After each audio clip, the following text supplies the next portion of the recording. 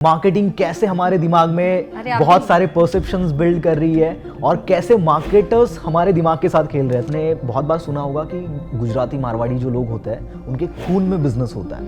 Actually खून में कोई बिजनेस नहीं होता है। पहले जो 20 लाख रुपए में प्लॉट मिलता था वो अभी 2 करोड़ में भी नहीं मिल रहा है। आपका जो परसेप्शन है ना, मोस्ट ऑफ द केसेस में आपका नहीं होता है। आपका परसेप्शन बनाया जाता है बाय द ब्रांड। आपका डे ही स्टार्ट होता है प्रॉब्लम से। लोग आपको मैसेजेस तभी करते हैं जब कुछ प्रॉब्लम आता है। और मैं लिटरली अपने बर्थडे के दिन बैठ के I was feeling so lonely, you know.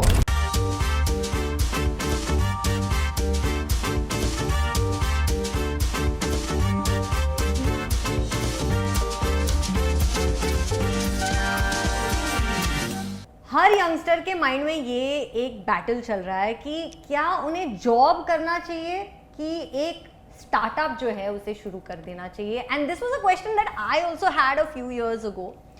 और आज का जो पॉडकास्ट है हम ये डिस्कस करने वाले हैं दोस्तों कि क्या हमें बिजनेस शुरू करना चाहिए, क्या हमारे पास पैशन के साथ वो सारे क्वालिटीज है।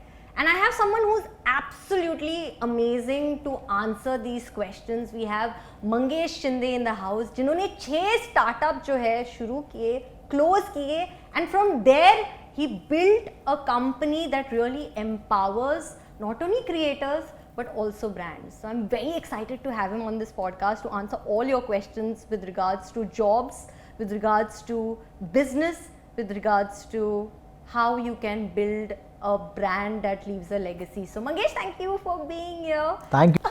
Okay, great. Also Lindsay, we are going to talk about the marketing things. Marketing कैसे हमारे दिमाग में बहुत सारे perceptions build कर रही है और कैसे marketers हमारे दिमाग के साथ खेल रहे हैं। तो guys, हम लोग आज के इस podcast में ये सारी चीजें भी डिस्कस करने वाले हैं। So get ready for that. Yes. And I've seen all your marketing videos, like the kick-ass videos that you do on Instagram about entrepreneurs, about industry leaders. मुझे लगता है आप ही मार्केटिंग में मतलब बेहतरीन है, गुरु है मार्केटिंग के। गुरु नहीं बोलूंगा, लेकिन मैं अभी भी एक्सप्लोर कर रहा हूँ और जितना मैं एक्सप्लोर कर रहा हूँ मुझे और ऐसी शॉकिंग चीज़ें पता चल रही है मार्केटिंग के बारे में। जैसे हम लोग पॉडकास्ट में आगे जाएंगे आपको पता चलेगा कि मार्केटिंग हमारे दिमाग के साथ किस लेवल पे खेल रहे हैं। Okay, I am excited. I'm sure my audience, my community, your community is excited. Let's go. मैं आपका Instagram काफ़ी फॉलो करती हूँ। आप थोड़ा माइक, आपको अच्छी तरह सुनना है मुझे। Okay. तो आपका मैं Instagram प्रोफाइल देख रही थी। मेरे जो सारे एम्प्लॉयज़ हैं वो यही कह रहे थे कि मंगेश को लाना चाहिए because I love how he speaks about startups. मतलब बहुत सारे आपके जो स्टोरीज है, स्टार्टअप स्टोरीज है। आपने पार्ले जी के बारे में बात की, आपने कॉन्डम वाला स्टोरी बताया। वहाँ से मैं आपकी मतलब I absolutely loved what you are doing for the startup industry. और यही नहीं, जब आपके मैनेजर से मेरी बात हो रही थी उन्होंने कहा कि 6 स्टार्टअप आपने शुरू किया और उसके बावजूद आप जारी रहे। That is someone who has the spirit of never giving up. So मैं बहुत खुश नसीब समझ रही हूँ अपने आप को कि मुझे आपसे वार्तालाप करने के लिए मिल रहा है। So thank you so much for inviting me here. क्या सोचे क्या होने वाला है आज के हमारे पॉडकास्ट में? जो भी आप क्वेश्चन पूछोगे आई गेस yes. उसी के रिगार्डिंग हम लोग बात करेंगे। Yes, we could have a lot of fun. And ये एक बैटल एक यंगस्टर में होता है, ठीक है, कि किसी के साथ काम नहीं करना है, हमें अपना खुद का कंपनी खोलना है। और मैं ऑनलाइन स्टैटिस्टिक्स देख रही थी। स्टैट्स ये बोल रहा है मंगेश कि लगभग 10 कंपनी से एक कंपनी सक्सेस रेशियो एक कंपनी का है स्टार्टअप में। तो ऐसा क्यों? क्योंकि आपने ऑफ कोर्स 6 स्टार्टअप शुरू किए हैं। व्हाट इज द रीजन कि इतने सारे स्टार्टअप शुरू होते हैं, पैशन होता है और फिर वो एकदम ठंडेक्स हो जाते हैं? I feel there are multiple reasons. मतलब ऐसा एक पर्टिकुलर कोई रीज़न नहीं है इस चीज़ के लिए। कभी कभी फाउंडर्स को उस पर्टिकुलर चीज़ के बारे में ज़्यादा आइडिया नहीं होता है। कभी वो स्टार्टअप का आइडिया बहुत अच्छा होता है लेकिन वो टाइम गलत होता है। तो ऐसे मल्टीपल रीजंस होते हैं, उसकी वजह से वो स्टार्टअप्स फेल हो जाते हैं। अगर आप देखोगे अर्ली 2000 में या फिर 2004 के आसपास या 3 के आसपास, उस टाइम पे सोशल मीडिया का बूम चल रहा था। एक नया मार्केट था, everybody was creating the social media platform. मतलब बहुत सारे सोशल मीडिया प्लेटफॉर्म आ रहे थे बट स्टार्टिंग में जो भी सोशल मीडिया प्लेटफॉर्म्स आए तो वो ज़्यादा चले नहीं। उसके बाद वाले जो थे, जैसे कि फेसबुक आ गया, तो फेसबुक एकदम हिट हो गया बिकॉज स्टार्टिंग वालों ने बहुत सारी मिस्टेक्स की और वो मिस्टेक्स को देखकर ये लोग पहले ही समझ गए कि हम लोग को क्या नहीं करना है स्टार्टअप में। तो वो टाइम सही नहीं था जिन्होंने बहुत अर्ली स्टेज में स्टार्ट किया। इवन हम इंडिया का भी एग्जांपल ले सकते हैं कि इंडिया में जो ई कॉमर्स है वो 1998 में स्टार्ट हुआ था। फैबमार्ट करके एक कंपनी थी, fabmart.com, कहाँ की company? Indian company. But that was not the right time. Idea सही था बट उस टाइम पे लोगों ने इंटरनेट पहली बार देखा था और उनके लिए वो बहुत नई चीज़ थी कि हम लोग इंटरनेट से कुछ ऑर्डर कर रहे हैं और हमारे घर पे वो डिलीवरी होगा। तो वो टाइमिंग सही नहीं था, तो उसकी वजह से वो स्टार्टअप भी फेल हो गया। तो ऐसे बहुत सारी फैक्टर्स होते हैं, आप कोई एक फैक्टर को रीज़न नहीं दे सकते। तो देयर आर मल्टीपल फैक्टर्स। जैसे हम लोग कोई खाना बनाते हैं ना, अगर हर इंग्रेडिएंट सही मात्रा में जा रहा है वहाँ पे तो वो खाना टेस्टी बनता है। अगर एक भी इंग्रेडिएंट ज़्यादा हो जाता है तो वो खराब हो जाता है। तो वैसा ही स्टार्टअप का भी है कि every ingredient should be in a appropriate manner. Timing बहुत मैटर करता है। टाइमिंग बहुत ज़्यादा मैटर करता है। आपके जो स्टार्टअप में आपने क्या महसूस किया, मतलब क्या आपके पास क्या नॉलेज अगर होता तो things would have been different for you? I feel अगर मैं बचपन से स्टार्टअप्स के बारे में सुनता ना तो मुझे ऐसा लगता है कि चीज़ें और अलग वे से मैं सोचता। आपने बहुत बार सुना होगा कि गुजराती मारवाड़ी जो लोग होते हैं उनके खून में बिजनेस होता है। एक्चुअली खून में कोई बिजनेस नहीं होता है, वो बिजनेस खून में होता है। ये बोलने के पीछे का रीज़न ये है कि उन लोगों के सामने बचपन से बिजनेस की रिगार्डिंग ही बात होती है, धंधे की बात होती है, तो वो लोग हमेशा उसी चीज़ के बारे में बात करते रहे, वो वही चीज़ सुनते हैं, तो उनको ऑटोमेटिकली बहुत सारी चीज़ें पता चल जाती है बचपन से ही कि क्या नहीं करना चाहिए। बिजनेस में मुझे ऐसा लगता है, स्टार्टअप्स में मुझे ऐसा लगता है कि जो एक्सपीरियंस होता है ना, वो क्या करना है ये चीज़ें तो इंपॉर्टेंट है ही, पर जो एक्सपीरियंस सबसे ज़्यादा काम आता है क्या नहीं करना है वो फिगर आउट करने में। और उनको पहले से ही पता होता है कि यार ये मेरे डैड ने किया था, ये मेरे फूफा ने किया था, ये मेरे चाचा ने किया था, ये चीज़ मेरे को नहीं करनी है बिजनेस में। तो उसकी वजह से उनको बोलते हैं कि उनके खून में बिजनेस होता है, बिकॉज उनको उनका एटमॉस्फेयर होता है, उनके एटमॉस्फेयर में बिजनेस होता है। आई फील खून में नहीं होता है। Environment is stronger than your will power. Mangesh, मुझे ये भी लगता है कि बोरी के कम्युनिटीज भी काफ़ी बिजनेस में आगे होते हैं, राइट? गुजराती, मारू, बोरी हमारी कम्युनिटी में मैंने कम देखा है। होंगे, गोवा में काफ़ी बिजनेस है, मैंगलोर में काफ़ी बिजनेस है, लेकिन अगर इंडिया के ग्रोथ स्टोरी को हमें बढ़ाना है तो गुजरातीज, मारवाड़ीज, बोरीज से हम बिजनेस के बारे में दो चीज़ें क्या सीख सकते हैं? आई फील कम्युनिटी बहुत ज़्यादा मैटर करती है हर एक चीज़ में। अगर कम्युनिटी हेल्प करती है नए स्टार्टअप फाउंडर्स को, तो उनकी कम्युनिटी जो भी लोग हैं, जैसे कि बोरीज का अगर आप लोगे तो वो उनके कम्युनिटी को बहुत हेल्प करते हैं। स्टार्टिंग में लोन्स प्रोवाइड करते हैं, अगर कुछ प्रॉब्लम आती है तो गाइडेंस प्रोवाइड करते हैं और बहुत जेन्युइनली वो चीज़ें होती है। तो आई फील वो कम्युनिटी हेल्प बहुत इंपॉर्टेंट है स्टार्टिंग के स्टेज में, बिकॉज बंदा अगर खुद गिर के सीख रहा है तो he'll take at least 5-10 years to figure out the things कि अरे चलो ऐसा ऐसे करना है, क्या नहीं करना है। वो फिगर आउट करने में उसको खुद से 4-5 साल या 10 साल भी लग सकते हैं। It all depends on his smartness और other factors. But apart from that, अगर उसको कोई बंदा गॉड फादर अगर मिलता है तो वो जो 10 साल में करने वाला है वो ऑटोमेटिकली वो 2 साल में कर लेता है। बिकॉज तो अपने कम्युनिटी का support is very important I feel. One is that, what else can we do? क्योंकि अगर इंडिया को शाइन करना है और स्टार्टअप्स चाहिए हमें और एंटरप्रेन्योर्स चाहिए, तो ऑब्वियसली हमारे गुजराती, मारवाड़ी और हमारे बोरी कम्युनिटी और जो भी even Punjabi for that matter कुछ तो सही कर रहे हैं, right? What else can be done? I feel यहाँ पे एक फैक्टर हमेशा मिस होता है और उसके ऊपर ज़्यादा लोग बात नहीं करते हैं। अगर आप बाहर के कंट्रीज़ में देखोगे ना तो वहाँ पे जो विमेन है वो बिजनेस में, काम में बहुत ज़्यादा इन्वॉल्व है, लेकिन हमारे यहाँ पे वो रेशो बहुत कम है। आई गेस 10 में से 2 ही लेडीज़ ऐसी है जो काम करती है या फिर मतलब एक्चुअल जीडीपी में कंट्रीब्यूट करती है। बट द नंबर सेज कि अगर ये नंबर बढ़ता है, I don't remember the exact stats, but अगर ये नंबर बढ़ता है तो हमारी इंडियन जीडीपी में that can contribute up to $1 trillion. And trust me, that's a very big amount. तो वो चीज़ें भी होनी चाहिए, मतलब हर एक जेंडर ने वहाँ पे आके काम करना चाहिए, जैसे मेल अभी काम कर रहे हैं, लेकिन अगर वुमेन भी आके वहाँ पे सपोर्ट करते हैं, वुमेन भी आके वहाँ पे काम करते हैं, तो ऑटोमेटिकली वो चीज़ें और ज़्यादा ग्रो होगी। आपसे मैं इस चीज़ को लेके सहमत भी हूँ और नहीं भी सहमत हूँ, क्योंकि मुझे लगता है कि मोस्ट विमेन अभी काम कर रहे हैं, इसके वजह से फैमिली का जो लाइफ है ना, इसमें काफ़ी इम्बैलेंस हो गया है।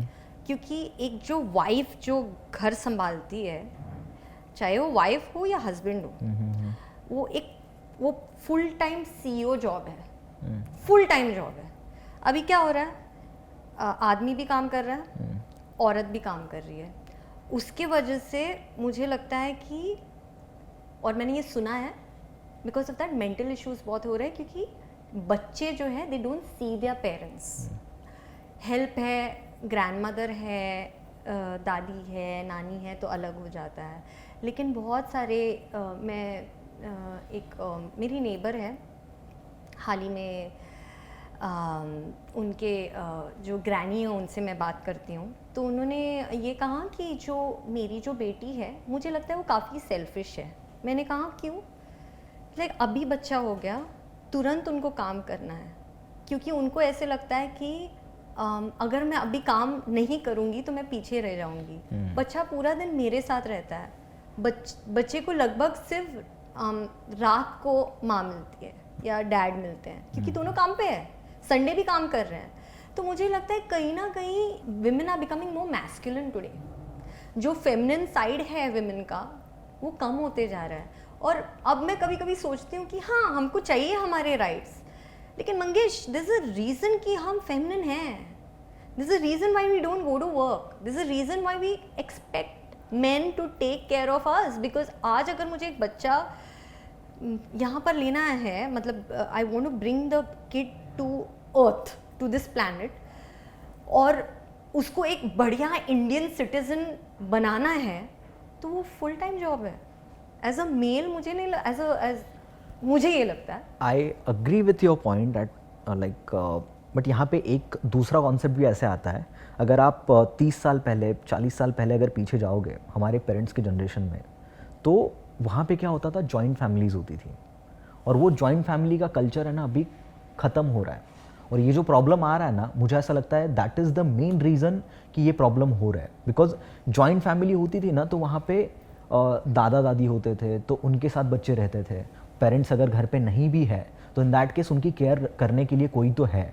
लेकिन वो कॉन्सेप्ट जैसे जैसे ख़त्म हो रहा है, लोग, हम पेरेंट्स और उनके बच्चे सिर्फ यही रहेंगे, पेरेंट्स बाहर रहेंगे, तो ऑटोमेटिकली बच्चों के ऊपर ध्यान देने के लिए कोई नहीं है, तो वो अकेले, मतलब थोड़ा फील करते हैं वैसे उस हिसाब से। बट अगर वो उनके दादा दादी के साथ है तो ऑब्वियसली उनकी एज हो गई रहेगी, तो वो अगर घर पे है तो they will take care of the kids. So उस केस में क्या होता है ना कि पूरा फैमिली बैलेंस हो जाता है। लेकिन ये जो कल्चर खत्म हो रहा है ना कि नहीं, दादा दादी ये बहुत वेस्टर्न कल्चर आ गया हमारे अंदर। एग्जैक्टली, पहले नहीं था ये। पहले नहीं था। हाँ। तो पहले जो चीजें होती थी ना, वो अगर औरतें काम भी कर रही है, अगर आप सिटी का सिनेरियो नहीं लेंगे, हम लोग गांव के सिनेरियो को थोड़ा एक्सप्लोर करेंगे कि वहां पे अगर लेडी जो है घर की, तो वो अगर खेत में जाके काम कर रही है उसके हस्बैंड के साथ, सो शी इज कॉन्ट्रीब्यूटिंग ना। बट घर पे उनके बच्चों का ध्यान रखने के लिए उस टाइम पे कौन होता था? दादा दादी। तो वो ऐसा फील नहीं करते थे जैसे अभी ये हो रहा है, बिकॉज उस टाइम पे फैमिली बैलेंस होता था कि मम्मी नहीं है फिर भी दादी है, डैड नहीं है लेकिन दादा है, तो उनसे बहुत इंस्पायर्ड होते थे, उनसे बहुत सारी चीज़ें सीखते थे। तो वो बैलेंस कहीं ना कहीं पे बिगड़ गया है बिकॉज ऑफ दिस कल्चर की सिर्फ 2-4 लोगों की फैमिली है, 3 लोगों की फैमिली है, पेरेंट्स और उनके बच्चे। तो I feel everybody should live in that type की। हाँ, अभी कैसे बोला जाए कि अभी जॉइंट फैमिली सिस्टम वापस लाना पड़ेगा, वो कल्चर हमें वापस लाना पड़ेगा, क्योंकि बहुत लोनली बच्चे अभी ग्रो हो रहे हैं, वेरी लोनली, बिकॉज पेरेंट्स जा रहे हैं, मम डैड दोनों काम पे जा रहे हैं, जो ज़रूरी है आज के समय में, महंगाई इतनी बढ़ गई है। लेकिन मैं अपने आप से बहुत ये सवाल पूछती रहती हूँ मंगेश कि अगर मुझे एक बच्चा हुआ तो क्या मैं काम करना चाहूँगी? अगर हेल्प है तो यस। और हेल्प भी कैसे होता है आजकल का? हेल्प आपने देखा है बच्चों को कैसे ट्रीट किया जाता है जब भी, अगर वो ट्रेंड हेल्प नहीं है तो एज एन एंटरप्रेन्योर ये सब चीज़ों का भी ध्यान देना पड़ता है, क्योंकि Right. आप इतने औरतों को एम्प्लॉय करते हैं, राइट? ये सारी चीज़ों का भी ध्यान रखना पड़ता है। दैट इज़, अभी मैं आपको बताती हूँ, एक बंदी थी जो मेरे साथ काम करती थी, बहुत बेहतरीन एफिशिएंसी, और एक दिन उन्होंने मुझे कॉल किया और उन्होंने कहा लिंसिया मुझे सैटरडे संडे छुट्टी चाहिए। आई सेड भाई नहीं होगा, क्योंकि अगर मैं आपको सैटरडे संडे छुट्टी दूंगी तो फिर सब मांगेंगे। तो उन्होंने कहा नहीं लिंसिया कुछ करो, क्योंकि मुझे मेरे फादर इन लॉ को ब्रेकफास्ट देना पड़ता है, तो वो मुझे देना ही पड़ता है। फिर एक दिन उन्होंने मुझे कॉल किया, लिंसिया मुझसे नहीं होगा, मैं नहीं काम कर सकती हूँ, क्योंकि मैं अपने बच्चों को जो ब्रेकफास्ट देती थी, वो मेरा ब्रेकफास्ट का समय होता था, वो अब आपके काम की वजह से मेरा नहीं हो रहा है। तो अभी मुझे ये चूज करना पड़ेगा। तो मैंने उसे कहा कि मैं क्या कर सकती हूँ कि आप दोनों कर सके। तो उसने कहा नहीं, मेरा प्रायोरिटी मेरे बच्चे हैं, मेरा प्रायोरिटी है कि मैं उसके साथ घूमूं, मैं काम करना चाहती हूँ लेकिन ये भी मेरा प्रायोरिटी है, और ये ज़्यादा प्रायोरिटी। मेरे को गिल्ट फील होने लगता है कि मैं अपने बच्चों को समय नहीं दे पाती हूँ, and that is why we see a lot of women quitting their jobs. मेरे साथ, मतलब मेरे कंपनी में ज़्यादा से ज़्यादा जो लोग हैं वो लड़कियां हैं। लड़कियां बहुत क्विट करती हैं क्योंकि स्टार्टअप में वर्किंग आवर्स बहुत ज़्यादा होता है, और आप मुझसे सहमत होंगे कि वर्किंग आवर्स, मतलब वर्क लाइफ बैलेंस होता है स्टार्टअप में कि ये I don't believe on this concept कि वर्क लाइफ बैलेंस जैसी कुछ चीज़ होती भी है, बिकॉज मोस्ट ऑफ द लोग जो बोलते हैं वर्क लाइफ बैलेंस हम लोग कर पाते हैं, तो मेरे लिए तो वो लोग गॉड लेवल के लोग हैं। बिकॉज मैं पिछले 6-7 साल से ये चीज़ ट्राई कर रहा हूँ, बट पिछले 4 साल से तो बहुत थोड़ा ज़्यादा बढ़ गया है सब काम वाम तो, बट मेरे से तो नहीं हुआ। एक तो आप अपने काम पे ध्यान दे सकते हो, या फिर अपने पर्सनल लाइफ पे ध्यान दे सकते हो। अगर आप स्टार्टअप में हो तो, if you are a startup founder और entrepreneur, in that case it is very difficult, because आप घर पे भी जाते हो ना, तो इन दैट केस आपके दिमाग में होता है कि यार क्लाइंट के साइड से पेमेंट आया कि नहीं, एम्प्लॉयज़ की सैलरीज जानी है, जीएसटी भरा या नहीं, टीडीएस का क्या हुआ, बाकी क्लाइंट्स क्रेडिट का कार्ड्स बाकी बिल क्या हो भरे गया, कि नहीं। बहुत सारी चीज़ें होती है। तो आप भले ही फिजिकली वहाँ पे जाओगे, लेकिन मेंटली आप ऑफिस में ही रहते हो। मेरे साथ तो ऐसा ही होता है कि बहुत बार घर वाले बात करते रहते हैं, लेकिन मेरे दिमाग में कुछ कैलकुलेशंस चलते रहते हैं कि यार ऐसा करना है वैसा करना है। तो वो बोलते तू क्यों आता है, तू मत आ, तू ऑफिस पे ही रहे, कोई दिक्कत नहीं है। मंगेश मैं एक बात बोलूँ आपको, ये साल मेरा बर्थडे था और ये साल के बर्थडे में मैंने कुछ नहीं किया। Why? क्योंकि मैं इतनी, मतलब मेरे खुद के कंपनी को लेके मैं इतनी, मतलब नंबर्स, कैश फ्लो, ये सब समझना कभी कभी जब भी आपके पास वो कम्युनिटी नहीं होता है, राइट, बहुत चैलेंजिंग होता है। और मैं लिटरली अपने बर्थडे के दिन बैठ के आई was feeling so lonely, you know, I was not feeling good one bit. और बाहर मैं ऐसे अपने आप को ऐसे दिखा रही थी कि आई am like fantastic, I am good, but the reason why I'm sharing this is because it all feels very rosy कि हम ये फ्लाइट ले रहे हैं, वो फ्लाइट ले रहे हैं, लेकिन अंदर से हमें पता होता है कि हम किस चीज़ से गुजर रहे थे। लाइक मेरे बर्थडे के दिन मुझे किसी से नहीं मिलना था, क्योंकि ऐसे लग रहा था कि I can't even face anyone, right. एक कभी कभी इम्पोस्टर सिंड्रोम आता है आपको कि क्या आप इसके लिए बने हैं, क्या आप सही कर रहे हैं, और कितने लोगों को हम चीज़ें बता सकते हैं। How can you, do you really want, सबको अपना अपना स्ट्रेस होता है, everybody has their stress, everybody has their shit going on, do you really want to tell people what you are going through, right. और मुझे अभी भी याद है कि मैं बर्थडे के दिन लाइक लिटरली किसी का कॉल्स नहीं उठा रही थी, मुझे बात ही नहीं करना था। ज़बरदस्ती मेरे 2 दोस्त मुझे लाइक मेरे घर के नीचे आ गए और बोले तुझे बाहर निकलना पड़ेगा। लाइक नहीं, मुझे बाहर नहीं निकलना है। उसके एक दिन पहले किसी का 11 साल हो गया था कंपनी का, तो मैं ऐसे ही विजिट करने गई थी, मतलब मेरे बर्थडे के दिन मैं उनके ऑफिस में गई थी, उनका 11 साल ख़त्म हो रहा था, वो लोग सब नाच रहे थे और मैं अंदर से, मैं बयान नहीं कर सकती हूँ, मैं वॉशरूम में जाके रो रही थी और बाहर आ रही थी। That's how I was feeling, right. And that's when I realise कि नहीं यार, कभी कभी ठीक नहीं है हम एक पिक्चर दिखाते हैं लोगों को, हमारे लोगों को दिखाते कि सब ठीक ठाक है, कभी कभी हम ठीक ठाक नहीं होते हैं। You just showing a brave picture because you got to, ठीक है रोना आ रहा है, अजीब फील हो रहा है, but you have to still go on, life has to still go on, right. So I do feel कि जब आप कहते हैं कि वर्क लाइफ बैलेंस चैलेंजिंग होता है, yes work life balance challenging होता है और रोज़ी पिक्चर नहीं होता है, लेकिन ये स्ट्राइव कर रहे हैं कि एक दिन वो रोज़ी पिक्चर हो। एक्चुअली मतलब यहाँ पे रीज़न ये है कि पीपल लोग जो बाहर से हमें देखते हैं तो उनका देखने का तरीका क्या होता है कि यार लैविश लाइफस्टाइल, पैसा, फेम, ये सब चीज़ें उनको दिखती है, लेकिन उसके पीछे बैकग्राउंड में क्या होता है ना वो उनको नहीं पता होता है। अभी आपने जो सिनेरियो बताया, रिसेंट एक मेरे साथ ऐसा सिनेरियो हुआ। दिवाली, रिसेंट जो दिवाली थी तो उस टाइम पे मेरा बहुत सारा कैश फ्लो का इशू चल रहा था एंड बहुत सारा कैश अटका पड़ा था और बाकी कंपनी से पेमेंट नहीं हो रहा था बिकॉज उनकी भी दिवाली की छुट्टी थी। और मेरा कभी भी ऐसा नहीं होता है कि मेरे सैलरीज का डेट 5 है तो 5th of every month I tried कि सैलरीज सबकी हो जाए, और दिवाली का महीना था तो everybody had to do the shoppings वगैरह, बट मेरे अकाउंट में पैसे ही नहीं थे कि मैं सैलरीज कर पाऊँ। तो वो प्रेशर इतना ज़्यादा था और मुझे अच्छा नहीं लगता कभी किसी से पैसे मांगना। समझ रही हूँ मैं क्या मैं एक 9th 10th of I guess कुछ 12th या 13 को से दिवाली स्टार्ट, 12th का दिवाली था, मैं 9th की रात तक I was just searching, I was just taking follow-ups from the clients की पेमेंट्स आ जाए, लेकिन उनका कैसा था कि नहीं अभी अकाउंटेंट नहीं है, ये नहीं है, वो नहीं है, तो पेमेंट्स नहीं हो पाएंगे। I was literally frustrated, Diwali है, कुछ शॉपिंग करना है, जो माहौल है, मेरा किसी के ऊपर ध्यान नहीं था। आई वॉज जस्ट फोकसिंग कि मेरा सैलरीज का अमाउंट कैसे कंप्लीट हो जाए सो दैट मैं लोगों की सैलरीज कंप्लीट कर पाऊँ और उनको फिर वो दिवाली का आगे जो भी है वो कर पाए।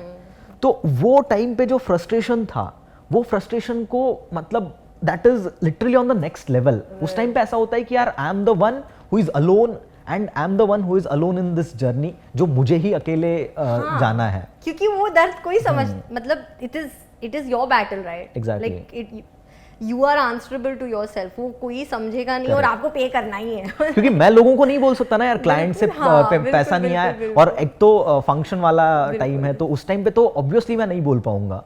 तो क्या करना है, बहुत फ्रस्ट्रेशन होता है ऐसे टाइम पे, और ऐसे सिचुएशंस बहुत आते रहते हैं। मतलब स्टार्टअप्स के लाइफ में अभी जो भी लोग स्टार्टअप्स में है तो वो इससे रिलेट कर पाएंगे कि आपका डे ही स्टार्ट होता है प्रॉब्लम से। लोग आपको मैसेजेस तभी करते हैं कि जब कुछ प्रॉब्लम आता है कि ये प्रॉब्लम है, इसको कैसे सॉल्व करना है, वो प्रॉब्लम है, उसको कैसे सॉल्व करना है। एटलीस्ट मॉर्निंग में यू हैव लाइक 10 मैसेजेस जिसको आपको जवाब देना है। बिल्कुल बिल्कुल। और मुझे लगता है कि आपका पेशेंस, कभी कभी मैं अपने पेशेंस गेम को चेक करती हूँ, लेकिन लेवल मीटर, क्योंकि वो ऐसे टक टक टक टक वीडियो जो है क्रैश हो गया, ऑडियो जो है क्रैश हो गया यूट्यूब वीडियो नहीं चल रहा है, टाइम पे अपलोड नहीं गया, तो मतलब हार्ट बीट इतना, क्योंकि एक कंसिस्टेंसी आपको मेंटेन करना है। True.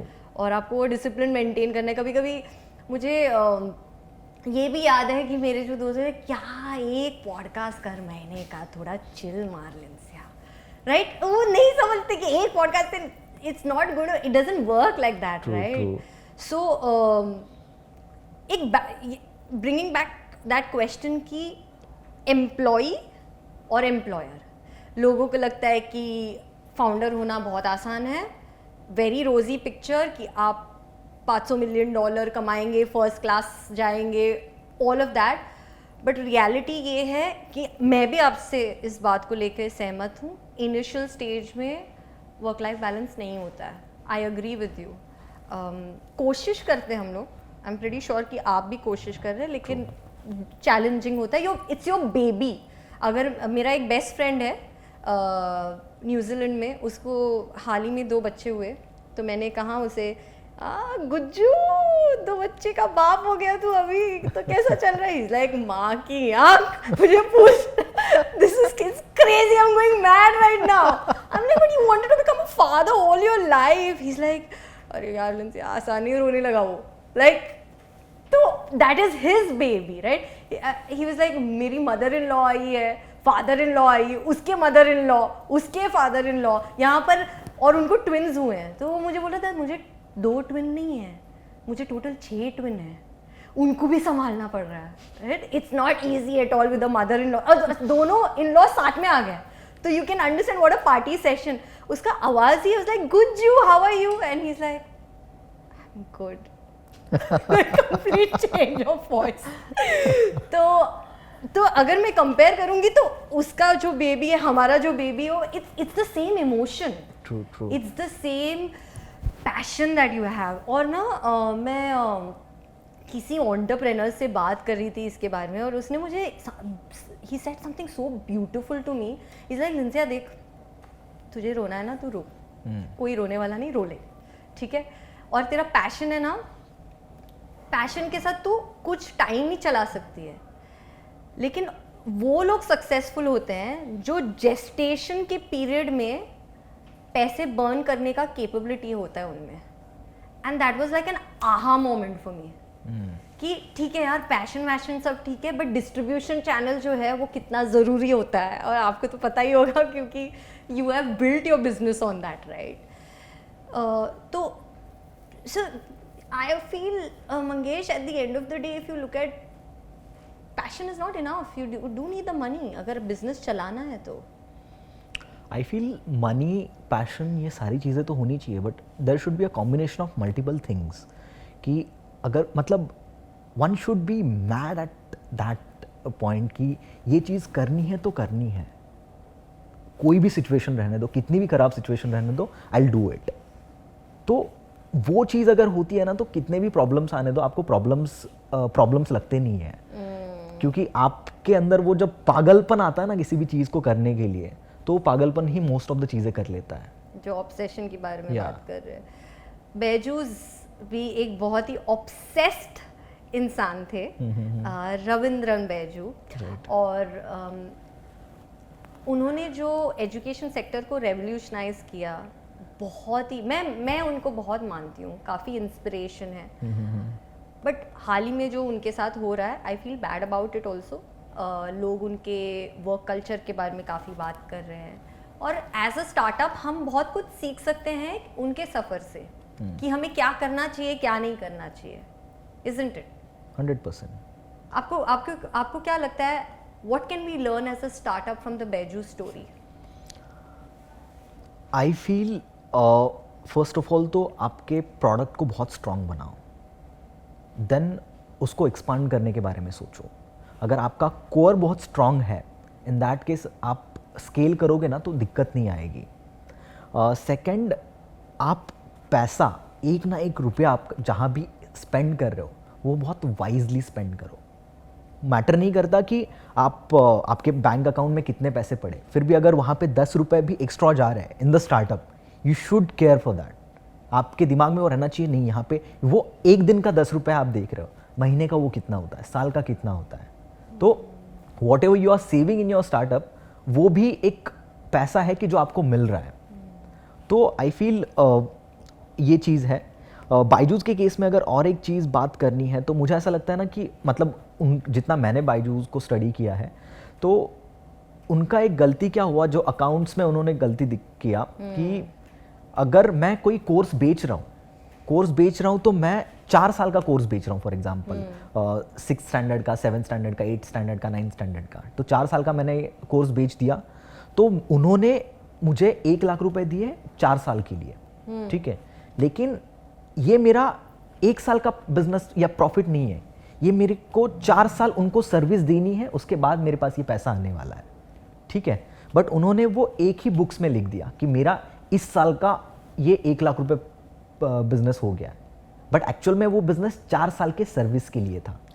ओह, तो वो लोग मतलब ये तो मिसकम्युनिकेशन है ना, मतलब ये अकाउंट्स में प्रॉब्लम है। तो वो एक उनका, तो उसकी वजह से स्टार्टिंग में उनको नंबर्स अच्छे दिखे, बट जैसे जैसे अगले साल आते गए तो उस टाइम पे वो प्रॉब्लम और बढ़ता गया, क्योंकि सेल नहीं हो रहे थे। वर्क लाइफ बैलेंस का, अभी मेरे दोस्त हैं जिन्होंने बायजूस में काम किया, तो वो लोग बताते हैं कि प्रेशर बहुत ज़्यादा होता है, you have to sell this, अगर नहीं होता है तो फिर आपके मतलब बहुत सारी चीज़ें होती है वहाँ पे। तो वो प्रॉब्लम था, बहुत अग्रेशन था सेल्स में, तो आपको जस्ट करना है, सेल करना है। तो इट्स लाइक कि बहुत बार ऐसा भी हो जाता है, मिस सेलिंग हो जाता है कि गंजे को कंगी बेचने जैसा, कि जिसको ज़रूरत नहीं उसको भी ये लोग बेच के आते हैं, तो उसकी वजह से मार्केट में रेपुटेशन खराब हो जाता है। तो अगर आप सही बंदे को बेच रहे हो तो उसको उसका यूज़ होगा, ऑब्वियसली वो उस चीज़ से फ़ायदा ले रहा है तो वो आपके बारे में अच्छी बातें करेगा। लेकिन अगर वो प्रॉब्लम हो रहा है या फिर उस बंदे को उसकी ज़रूरत ही नहीं, बट फिर भी आपने उसको चिपकाया, सेल्स स्पीच यूज़ करके, आपका सेल्स का टैलेंट यूज़ करके उसको चिपकाया आपने वो प्रोडक्ट, तो एक पॉइंट पे क्या होता है, वो बंदा आपके ब्रांड के बारे में नेगेटिव चीज़ें बोलना स्टार्ट कर देता है. So Mangesh, let's talk about the toxic culture when it comes to startups. ठीक है, बहुत कंप्लेंट्स आते हैं लोगों का, और बैजूस में भी शायद यही हुआ कि वर्क कल्चर के बारे में ही कंप्लेंट्स आने लगे कि लॉन्ग आवर्स है, जैसे आपने कहा कि सेल्स का प्रेशर है, लेकिन ये प्रेशर से भाग नहीं सकते, और वो जिस मुकाम पर है वो इसलिए भी पॉसिबल हुआ because of the way they were, right? तो आपको क्या लगता है कि हमें ये टॉक्सिक कल्चर स्टार्टअप में चेंज हो सकता है, और कैसे चेंज किया जाए? आई फील ये टर्मिनोलॉजी है ना, लोगों ने थोड़ा गलत इसको बना दिया है. आई डोंट फील कि it's a toxic culture. Toxic culture क्यों होता है? क्योंकि वर्क लाइफ बैलेंस नहीं है वहाँ पे. अगर आप स्टार्टअप में काम कर रहे हो, so you should understood that कि यहाँ पे ऐसी चीज़ें होने वाली है. बिकॉज स्टार्टअप में आप कोई बड़ी प्रोसेस का एक छोटा सा हिस्सा नहीं होते हो, आप खुद एक प्रोसेस होते हो. तो आपको खुद वो प्रोसेस पूरी करनी है. अगर कहीं पे और जगह पे आपकी ज़रूरत पड़ रही है, तो you have to feel that gap in startups. In MNCs thing is completely different, कि वहाँ पे आप एक बहुत बड़ी प्रोसेस का एक छोटा सा हिस्सा होते हो. तो वहाँ पे आपके ऊपर प्रेशर नहीं होता है. आप बहुत बार आप खाली बैठे रहते हो, बहुत टाइम होता है आपके पास, लेकिन ये चीज़ स्टार्टअप में नहीं होती है. अगर इफ़ यू फील कि आप उस प्रेशर को नहीं झेल पा रहे हो, I feel don't go in the startups. But अगर, और इन लोगों में अगर आप, जो लोग MNCs में काम कर रहे हो और जो लोग स्टार्टअप्स में काम कर रहे हैं ना, इनमें आप 3-4 साल में डिफरेंस देखना. वो डिफरेंस इस लेवल का होता है ना कि ये बंदा मल्टीपल प्रॉब्लम्स एक टाइम पे हैंडल कर पाता है, स्टार्टअप वाला. और ये जो है MNCs में जो काम करते हैं, वो ऑटोमेटिकली उनको आदत पड़ जाता है कि नहीं, मैं एक ही चीज़ करूंगा और एक ही हिसाब से करूंगा. तो मल्टीटास्किंग हो जाता है. तो ये वर्क लाइफ मतलब टॉक्सिक नहीं है. वो पर्सन के ऊपर डिपेंड है कि वो उस चीज़ को कैसे ले रहे हैं.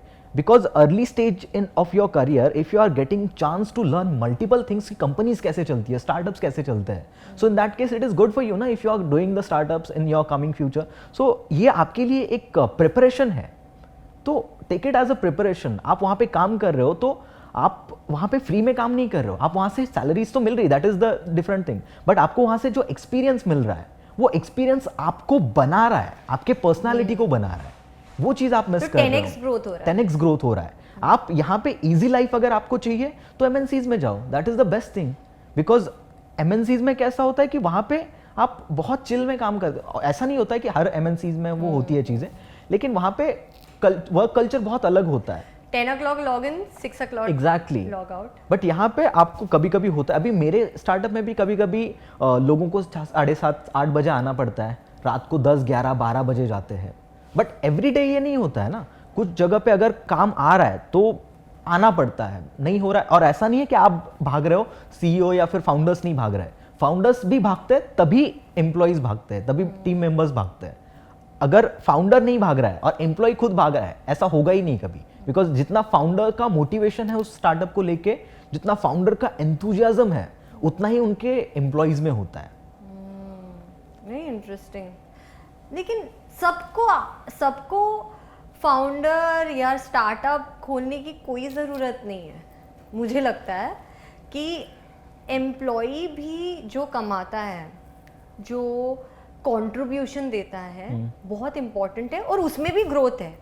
ऐसे बहुत सारे, लाइक पेप्सिको की जो CEO है, she was a part of the company. Sundar Pichai जो CEO है गूगल के, they are all employees, right? And then they grew with the company.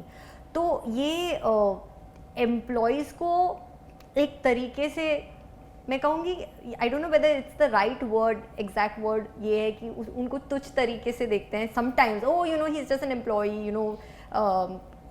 But employees के लिए भी काफ़ी ग्रोथ है, एम्प्लॉयज़ भी काफ़ी कंट्रीब्यूट करते हैं.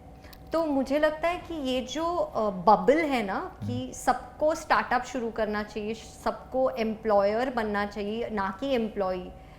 आपको क्या लगता है इसमें? What do you feel about it? I feel it is completely dependent on the person and his vision, his ambition. हर एक चीज़ के ऊपर ये डिपेंड होता है, उस पर्सन के ऊपर बेसिकली ये चीज़ डिपेंड होता है. बिकॉज मेरे ऐसे बहुत से दोस्त हैं जो जॉब कर रहे हैं and they are very happy in their life, whatever they are earning.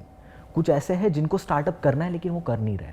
कुछ ऐसे जो स्टार्टअप करें लेकिन वहाँ भी परेशान है, दे आर लाइक कि नहीं मुझे वापस वो छोड़ के जॉब करना है. तो I feel startup is not for every one, because if you can't handle that pressure, if you can't handle that alone wala situation, if you can't handle frustration, stress, ये सारी चीज़ें आप नहीं हैंडल कर पा रहे हो तो स्टार्टअप में आपका सर्वाइव होना बहुत डिफिकल्ट हो जाता है एक पॉइंट के बाद. तो ये कंप्लीटली डिपेंड है कि वो पर्सन कैसा है, उसके एम्बिशंस क्या है, और उस हिसाब से उनको डिसाइड करना चाहिए what is good for me. अभी आपने मुझे जो एग्जांपल्स बताए, तो ऑब्वियसली अगर if you are a owner of a company, if you are a founder of a company, you will earn more, but obviously वो अर्निंग के साथ वहाँ पे बहुत सारे अलग दूसरे फैक्टर्स भी है जो आपको संभालते आने चाहिए. जैसे कि मैंने अभी बोला कि work life balance, pressures, frustrations, alone situations, ये सब आपको हैंडल करते आना चाहिए. But if you are an employee, वहाँ पे आपके ऊपर जो प्रेशर होता है वो कंपैरेटिवली बहुत कम होता है. You don't give a shit कि आपके कंपनी में पैसा आ रहा है नहीं आ रहा है, वो फाउंडर देख लेगा. आपका जो काम है वो आपको प्रॉपर तरीके से करना है, तो वो आपको देखना पड़ता है. बट एज अ एम्प्लॉय आपके ऊपर भी जो रिस्पॉन्सिबिलिटीज होती है, you have to follow that और you have to do that responsibilities, आपको उसके ऊपर काम करना होता है. तो आप अगर स्टार्टअप फाउंडर्स या फिर उनके जो भी रोल्स है वो फुलफिल कर पाते हो, आप उसको ट्राई दो. अगर आपको लगता है कि नहीं I can do it, so go for it. But अगर आप ट्राई देने के बाद भी आप फ्रस्ट्रेशन में वो नहीं रह पा रहे हो, तो I feel go for the job what that is good for you. लेकिन मंगेश, आपने बोला वर्क लाइफ बैलेंस अभी फिलहाल नहीं, लेकिन जब आप शादी करेंगे तो फिर क्या होगा, फिर कैसे मैनेज करने वाले हैं? तो ये चीज़ पहले ही क्लियर कर देंगे ना कि वर्क लाइफ बैलेंस है नहीं. अच्छा, ऐसे बोल देंगे, कोड ऑफ ऑनर सेट कर देंगे आप अपने वाइफ के साथ कि भाई मैं, या फिर उनको भी स्टार्टअप में लेके आएंगे. अच्छा, ओके, को फाउंडर बना देंगे, दोनों साथ में ही काम करेंगे. But actually this is the worst thing. क्यों? बिकॉज आप दिन भर हर टाइम पे अगर एक दूसरे का ही चेहरा देख रहे हो ना, तो आई फील एक टाइम के बाद तो फ्रस्ट्रेशन, मतलब दोनों मारने पे आएंगे एक दूसरे को. नहीं, ऐसा जरूरी नहीं है. मेरे नहीं, बहुत बार मैंने देखा है ये चीज़. मतलब जब अगर हस्बैंड वाइफ दोनों काम भी साथ में ही करते हैं, दोनों मतलब रहते भी साथ में है, तो एक पॉइंट ऐसा आ जाता है कि दोनों को एक दूसरे की वैल्यू नहीं रहती. और अगर आप काम अलग अलग कर रहे हो, तो इन दैट केस आप 6 बजने की या फिर डे खत्म होने का वेट करते हो कि यार मैं जब डे खत्म हो जाएगा तब मैं जाऊंगा, उनसे मिलूंगा. तो वो ईगरनेस होता है अंदर. अरे ये मैंने तो उल्टा देखा है यार, ये तो उल्टा, मतलब आपने ये सिचुएशन देखा है, राइट? मैंने ये सिचुएशन देखा है जहाँ पर हस्बैंड वाइफ साथ में कर रहे हैं, इसके वजह से उनका financial growth, emotional growth, spiritual growth एकदम टॉप लेवल पर है. नहीं होता है, मतलब ये, और मैंने ऐसे एक नहीं मंगेश, मैंने 3-4 कपल्स के देखे. इनफैक्ट मैंने ऐसे कपल्स देखे कि जो साथ में काम नहीं कर रहे हैं, तो लाइक तुम्हें मेरे लिए टाइम नहीं है, वो फिर बोल रहा है तुम्हें मेरे लिए टाइम नहीं है, लेकिन ये लोग साथ में हैं. तो उन लोग का विजन ये है, पैशन एक है कि कंपनी को ग्रो करना है. तो माइट भी यहाँ पे, मतलब देखो, जैसे मैंने आपको बोला, मराठी में एक कहावत है, व्यक्ति तितक्या प्रवृत्ति. मतलब जितने लोग उतना मतलब वैसी पर्सनालिटीज. तो ये हर एक के पर्सनालिटी के हिसाब से अलग अलग हो सकता है. आपने जो देखा वो शायद से अलग पर्सनालिटीज होंगी, मैंने जो देखा वो शायद से अलग पर्सनालिटीज है. तो कंप्लीटली डिफरेंट सिनेरियो है. कितना इंटरेस्टिंग है, राइट, कि हम सब अलग अलग पैराडाइम के लोगों से मिलते हैं, राइट? जैसे कि आपने ये स्टोरी बताया, ये मेरे पर्सपेक्टिव में, मतलब मुझे नहीं पता था कि ये पर्सपेक्टिव भी होता है, राइट? क्योंकि मैंने एक ही तरीके के पर्सपेक्टिव्स देखे. जैसे हम लोग वो जो मारवाड़ी गुजराती के बारे में बात कर रहे थे कि उनका पर्सपेक्टिव है कि अरे बिजनेस है तो मुझे आ जाएगा. It's a very beautiful take to things. I think one place, Mangesh, which is fantastic right now, और आपका लिंक्डइन पोस्ट पे भी मैंने ये पढ़ा है कि अयोध्या जो है अभी स्टार्टअप का हब हो रहा है. चाहे वो ट्रैवल को लेकर हो, ट्रैवल टूरिज्म वहाँ पर बढ़ गया है, हॉस्पिटैलिटी बढ़ गया है, किराने के दुकान, मिठाई के दुकान. Is Ayodhya going to be the next big startup hub in our country? Startup hub का तो नहीं पता, लेकिन it will help our economy to grow a lot. Because most of the hospitality industry जैसे कि टाटा का ताज जो है वो वहाँ पे आ रहा है, उनके 2 होटल्स उन्होंने अनाउंस कर दिए हैं। ओयो के 65 hotels they are 65 hotels they are making over there. Apart from that जो होम स्टेज वाला जो सिनेरियो है वो बढ़ रहा है। वहाँ पे प्लॉटिंग्स के जो रेट थे, पहले जो 20 लाख रुपए में प्लॉट मिलता था वो अभी 2 करोड़ में भी नहीं मिल रहा है। सो वो वाले सिनेरियोज है, तो रेट्स एकदम से इन्फ्लेट हो चुके हैं। मोस्ट ऑफ द पीपल जो स्मार्ट बिजनेसमैन थे, मुंबई के ही कुछ स्मार्ट बिजनेसमैन हैं, उन्होंने ऑलरेडी वहाँ पे प्लॉटिंग करके रखी है। उनकी मार्केटिंग ऐसी हो रही है ये कि विजन की बात कर रहे हैं ना, जो हम बात कर रहे थे कुछ समय पहले। हाँ, तो मार्केटिंग उनकी ऐसी हो रही है कि पर्टिकुलर सेलिब्रिटी ने वहाँ पे अपना प्लॉट लिया है, they are making their homes, तो उनको देख के और लोग वहाँ पे प्लॉट्स ले रहे हैं। तो मल्टीपल चीज़ें हो रही है वहाँ पे, तो obviously it will help our economy to grow a lot. और बहुत से टूरिस्ट वहाँ पे आ रहे हैं। ऐसा प्रेडिक्शन है कि साल में around 3.5 crore tourist will be there. But अभी जो नया है ये चीज़, तो उसकी वजह से महीने में 3 करोड़ के आसपास टूरिस्ट आ सकते हैं, ऐसा स्टैटिस्टिकल डेटा आया है। तो it's a very big number. और अगर इतने लोग वहाँ पे आते हैं तो ऑब्वियसली स्टेज हो गया या फिर उनका आने जाने का लोकल ट्रांसपोर्टेशन हो गया, फ्लाइट्स हो गई, ट्रैवल कंपनीज हो गई। तो बहुत से लोकल जो बिजनेसमैन है, जो पूजा का सामान बेचते हैं, जो कुछ झंडे बेचते हैं, बहुत से ऐसी चीज़ें हैं जो वहाँ पे सेल आउट होगी, तो उससे जो इकोनॉमी में ग्रोथ होगा वो कंपैरेटिवली बहुत ज़्यादा होगा। तो चलो अयोध्या में जाके इन्वेस्ट करते हैं। Wonderful. In fact I always think, जब भी मैं बिजनेस के बारे में जब भी मैं लिखने बैठती हूँ कि अच्छा विजन क्या होना चाहिए, प्लानिंग क्या होना चाहिए, तो मुझे ये भी लगता है कि lot of times we have not been told कि विजन कैश फ्लो के बारे में कोई बात नहीं करता है हमसे। ये तो हम एक दूसरे से जब बात करते हैं, startup founder to startup founders. जब मतलब मुझे अभी याद है कि जब मेरे सीए ने मुझे पूछा तुमने कैश फ्लो नहीं बनाया, मैंने बोला नहीं मैंने कैश फ्लो नहीं बनाया, वो क्या होता है।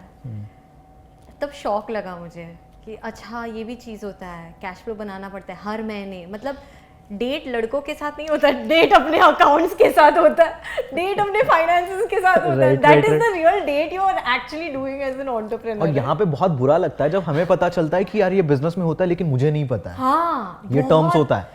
And when you meet other people and they are looking at you, right, तुम ये भी सोच रहे हो यार ये मेरे बारे में क्या सोच रहा है कि मेरे को कैश फ्लो के बारे में नहीं पता। इतना अजीब लगता है वो, right. Did you? But that is completely okay. मतलब बहुत टाइम ऐसा होता है कि मेरी अकाउंटेंट को मेरे से ज़्यादा चीज़ें पता होती है, बिकॉज उसका काम वही है यार।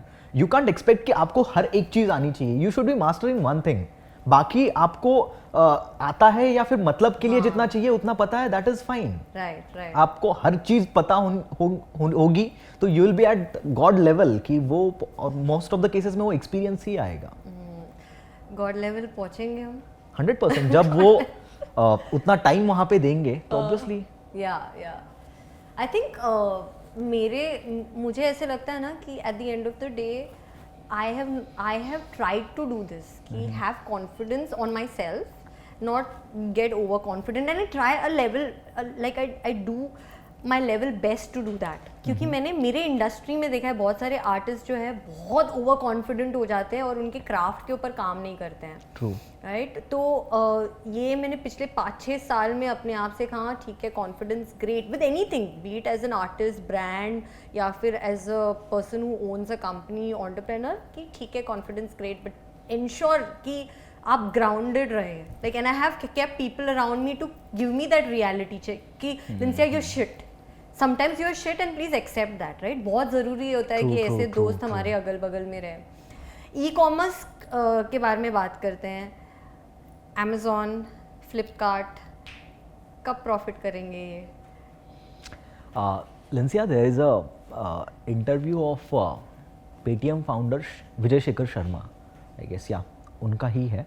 उन्होंने एक स्टेटमेंट दिया था कि ई कॉमर्स स्टार्टअप्स को फंडिंग्स नहीं मिल रही है, and the reasons behind it is कि most of the e commerce startups in India are in loss. आपको पता है Flipkart which is a $37 billion company, which is a very big number, but that company had booked 4,000 crore का loss in last year 2022 या 2023 के जो year था, तो उसमें उन्होंने 4,000 करोड़ का लॉस बुक किया है। तो ऐसा क्या है कि $37 बिलियन का वैल्यूएशन वाली कंपनी अगर 4,000 करोड़ का लॉस बुक कर रही है, तो ऐसे मल्टीपल रीजंस है कि ई कॉमर्स इंडिया में उतना नहीं चल रहा है या प्रॉफिटेबल नहीं हो पा रहा है, इसलिए इन्वेस्टर्स वहाँ पे पैसा डालने के लिए घबरा रहे हैं। अभी फ्लिपकार्ट तो they can push money because they have their father का मनी, वॉलमार्ट का पैसा वहाँ पे उनके पास है, तो वो वहाँ पे पैसा डाल सकते हैं। बट जो छोटे मोटे प्लेयर्स होते हैं जिनको जो बूटस्ट्रैप से सारी चीज़ें करते हैं, तो उनके लिए वो पॉसिबल नहीं होता है उतना कैश बर्न करना। तो इन दैट केस उनके ऊपर सिचुएशन आ जाता है कि यार बंद कर दो। आप बहुत देखो ऐसे ई कॉमर्स स्टार्टअप जो स्टार्ट हुए लेकिन एक टाइम के बाद वो बंद हो गए, बिकॉज मोस्ट ऑफ द आप अगर देखोगे ना तो Indian audience is not genuine with any product, मतलब वो किसी भी लॉयल नहीं है वो, नॉट लॉयल क्यों? Indian audience is not loyal with any product. लेकिन क्यों? बिकॉज हम लॉयल है प्राइस को लेकर, कि जहाँ पे प्राइस कम है, जहाँ पे सर्विस ज़्यादा बेटर है, हम लोग वहाँ पे शिफ्ट हो जाते हैं। प्राइस कम और सर्विस बेटर, तो वहाँ पे हम लोग शिफ्ट हो जाते हैं। और ये चीज़ हम सबके साथ है, ऐसा नहीं है कि पर्टिकुलर कोई ग्रुप ऑफ पीपल है, ये सबके साथ है। मैं कभी स्विगी यूज़ करता हूँ, कभी जोमेटो यूज़ करता हूँ, विच इज़ बेटर, लाइक जो मुझे ज़्यादा प्रॉफिट दे रहा है वो यूज़ करता है। I am not loyal with any platform. तो वो सिनेरियो मैंने देखा है हम इंडियंस में है। और मोस्ट ऑफ द केसेस में जो स्टार्टअप्स है ना, वो वेस्टर्न का जो डेटा है ना वो यहाँ पे, या वेस्टर्न का जो भी कल्चर है ना वो यहाँ पे थोड़ा देख रहे हैं कि हाँ हम लोग पहले अक्वायर कर लेंगे ऑडियंस को और फिर प्रॉफिटेबल होने का सोचेंगे।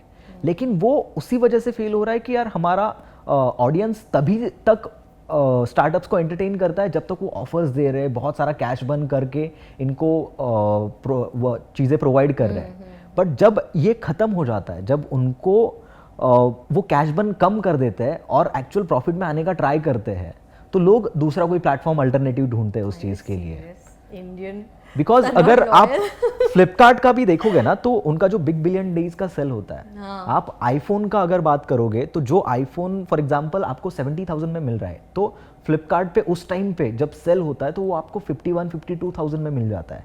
तो अभी तो 26 कहना, हाँ जब भी होता है, मतलब वो तो बीच वाला जो डिफरेंस है वो गैप कौन बेयर करता है, कौन पे करता है? क्योंकि फ्लिपकार्ट खुद तो फ़ोन नहीं लेके आता, फ्लिपकार्ट के ऊपर बहुत सारे सेलर्स हैं, वो अपना पैसा मतलब वो अपने प्रोडक्ट्स फ्लिपकार्ट पे बेचते। फ्लिपकार्ट तो एक प्लेटफॉर्म है, बाकी उस पर सेल करने वाले लोग तो मतलब दूसरे हैं ना, मर्चेंट्स दूसरे हैं। तो वहाँ पे वो जो लॉस है वो फ्लिपकार्ट खुद बेयर करता है। तो in that case it is very difficult कि वो कैश बर्न को मेंटेन करके कंपनी चलाई जाए।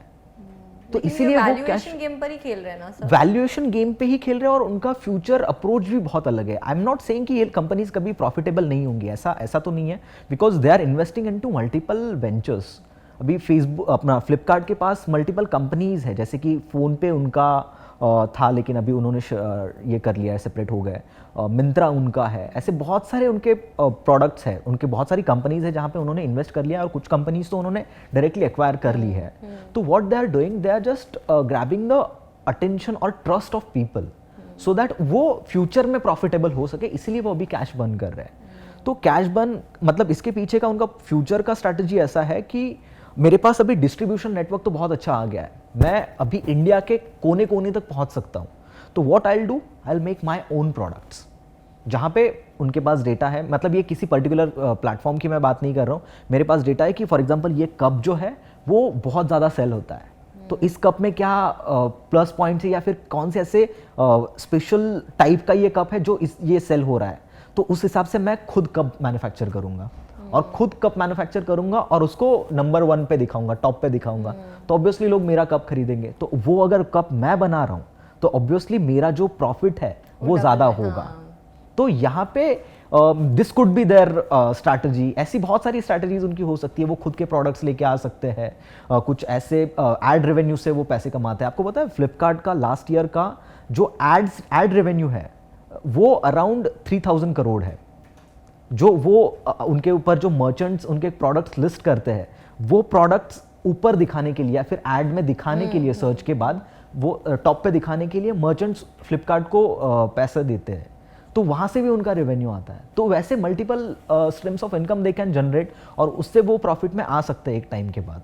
बट अभी तो वो जस्ट एक्वायर करने के लिए पैसा खर्च कर रहे हैं। आप क्या खरीदते हैं, अमेजोन से खरीदते हैं, फ्लिपकार्ट या फिजिकल स्टोर से? मेरा तो मोस्ट ऑफ द केसेस में अमेजोन से होता है Amazon और फ्लिपकार्ट में बहुत रेयरली यूज़ करता हूँ, मतलब ज़्यादा तो मैंने कभी फ्लिपकार्ट यूज़ नहीं किया है। आई फील 2-2.5 साल पहले मैंने कभी फ्लिपकार्ट यूज़ किया था, उसके बाद कभी देखा नहीं। मुझे उसका यूआई पसंद नहीं है बेसिकली, UI यूज़र इंटरफेस जो है ओके, फ्लिपकार्ट का, तो वो मुझे इतना अच्छा नहीं लगता है और अमेजोन का मुझे थोड़ा ईजी लगता है। हाँ। और जो कस्टमर सर्विस है वो कंपैरेटिवली मुझे अमेजोन की ज़्यादा बेटर लगती है। ओके, हमारी कम्युनिटी को हम पूछते हैं कि आप लोग क्या यूज़ करते हैं, आप अमेजोन यूज़ करते हैं, फ्लिपकार्ट यूज़ करते हैं या फिज़िकल स्टोर जाना पसंद करते हैं? मुझे फिज़िकल स्टोर जाना पसंद है क्योंकि मुझे फील अच्छा लगता है, लुक विजुअल अच्छा लगता है। सिर्फ अगर मैं कुछ खरीद रही हूँ, मतलब घर के सामान खरीद रही हूँ, तो फिर जेप्टो है, नहीं तो physical store for all my clothes, my shoes, everything. मतलब सब अलग अलग किस्म के लोग हैं, सबका प्रेफरेंस काफ़ी अलग होता है। व्यक्ति तितक्या प्रवृत्ति। सही कहा आपने। तो मंगेश, ऐसे भी होता है कि एक प्लेयर जो है मार्केट को डोमिनेट करता है, और टेलीकॉम कंपनीज की अगर हम बात करें, पहले टाटा डोकोमो होता था, एयरसेल होता था, बट अब जो डोमिनेट कर रहा है वो जियो है। तो ऐसे क्यों हो रहा है, and how do you handle a business where one person is dominating the scene? Okay, पहले तो विश करो कि मोटा भाई का आपके बिजनेस में इंटरेस्ट ना आ जाए क्योंकि अगर इंटरेस्ट आता है तो फिर वो मार्केट डिस्टर्ब कर देते हैं। आई फील हर बिजनेस जब स्टार्ट होता है ना, कोई भी नया मार्केट जब खुलता है तो उस टाइम पे वहाँ पे मल्टीपल प्लेयर्स आते हैं। जैसे कि we take it from the different perspective. जैसे मैंने आपको सोशल मीडिया का बताया कि सोशल मीडिया का 2000 या फिर 1995 तो किसी को आइडिया भी नहीं था कि सोशल मीडिया जैसी कोई चीज़ होगी भी। तो everybody was not aware about social media, या फिर दिमाग में भी नहीं था कि यार ऐसी कोई चीज़ आएगी। बट जब सोशल मीडिया का कॉन्सेप्ट आया, कोई तो एक बंदा लेके आया सोशल मीडिया का ऐसा ऐसा कॉन्सेप्ट हो सकता है, उसके बाद देयर वर मल्टीपल पीपल जिन्होंने सोशल मीडिया बनाए। उस टाइम पे मल्टीपल सोशल मीडिया कंपनीज बनी, जब सबको फंडिंग मिली, सबने ग्रो किया एक पॉइंट पे, लेकिन सर्वाइव कोई एक या दो ही कर पाए। तो वो लॉन्ग रन पे जो बंदा खुद को इनोवेट करता है, देखता है कि मार्केट में क्या चीज़ें चल रही है, लोगों की नीड क्या है, उसके हिसाब से खुद को बदलता है, तो वही लॉन्ग रन में यहाँ पे टिक पाता है। अभी आप जो एग्जांपल दिए कि जो सेल्युलर कंपनीज थी, जो टेलीकॉम कंपनीज थी, उसमें से बहुत सी कंपनीज ऐसी थी कि जो बहुत नई थी और उन्होंने लोगों की, और उनके पास उतने ऑब्वियसली फंड्स भी नहीं थे कि वो सारी चीज़ें कर पाए जो जियो ने एक ही टाइम पे आके कर दी। ठीक है, तो वही जियो का एक प्लस पॉइंट था, उनके पास पहले तो पैसा बहुत सारा था, डेटा बहुत सारा था। उस डेटा के बेसिस पे उन्होंने लोगों की नीड समझ ली कि व्हाट दे एक्चुअली वांट, और उस नीड को उन्होंने टारगेट किया। पहले क्या होता था कि हम लोग डेटा के लिए तरसते थे कि अगर काम नहीं है तो हम लोग डेटा बंद करके रख देते थे, लेकिन जियो ने हमारी वो आदत ही खत्म कर दी है कि अभी कोई नहीं, नोबडी बॉदर्स कि यार मेरा नेट ऑन है कि नहीं है, बिकॉज अनलिमिटेड डेटा है, बहुत सारा डेटा है हमारे पास। तो वो चीज़ जियो ने देख ली कि ये एक प्रॉब्लम है इंडिया में, और उसी प्रॉब्लम को टैकल करते हुए उन्होंने उसी के अराउंड अपना मार्केटिंग कैंपेन चलाया पूरा। तो दूसरे कंपनी क्या करे फिर?